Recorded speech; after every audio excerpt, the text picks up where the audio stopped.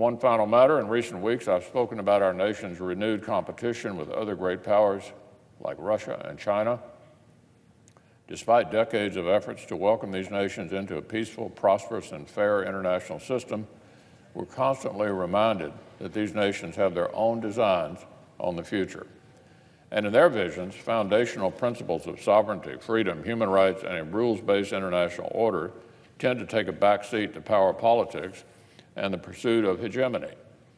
The Chinese Communist Party, for example, is working to extend its control and influence everywhere from Taiwan to Cambodia to Laos to Burma to Hong Kong, as we've seen recently. The tools and tactics may differ, but the goal is the same. Beijing wants to bend its neighbors to its will. Earlier this month, after historic protests, Hong Kong's government hit pause on legislation that would have further eroded its autonomy and invited more meddling from the mainland. But victory for freedom and autonomy is not yet assured.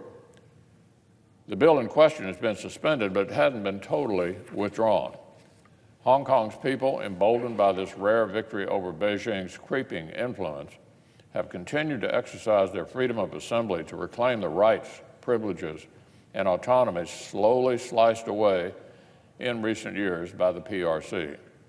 Protests continue, and with them, countervailing pressures from authorities beholden to Beijing. Increasingly brutal police tactics and pro-mainland vigilantes are drawing blood in an effort to intimidate Hong Kongers back into submission. So, Madam President, Hong Kong's autonomous government, political freedoms, and stable rule of law have been a crucial precondition of its tremendous growth and prosperity. U.S. firms have invested tens of billions in Hong Kong's economy because they trust the autonomous region's political climate, independent judicial system, and degree of independence from Beijing. By contrast, international firms are currently pulling back from China due to concerns about corruption, autocracy, intellectual property rights violations, and state-sponsored corporate espionage. So, Madam President, at a time when China faces slowing growth, Beijing succeeds to emulate Hong Kong, not to engulf Hong Kong and remake it in the image of the Chinese Communist Party. The PRC has long been working hard under the surface to increase its influence and power.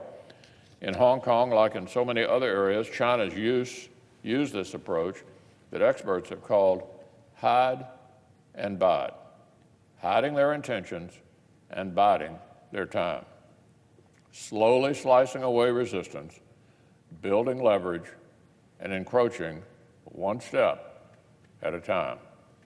In the case of Hong Kong, Beijing and its agents have overreached, but they're recalculating, postponing action on the legislation while biding time to resume the encroachment.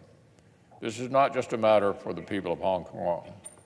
The PRC's treatment of Hong Kong, just like its treatment of the Uyghurs or the Tibetans, Beijing claims as citizens, is an indicator of how Chinese rulers will behave abroad.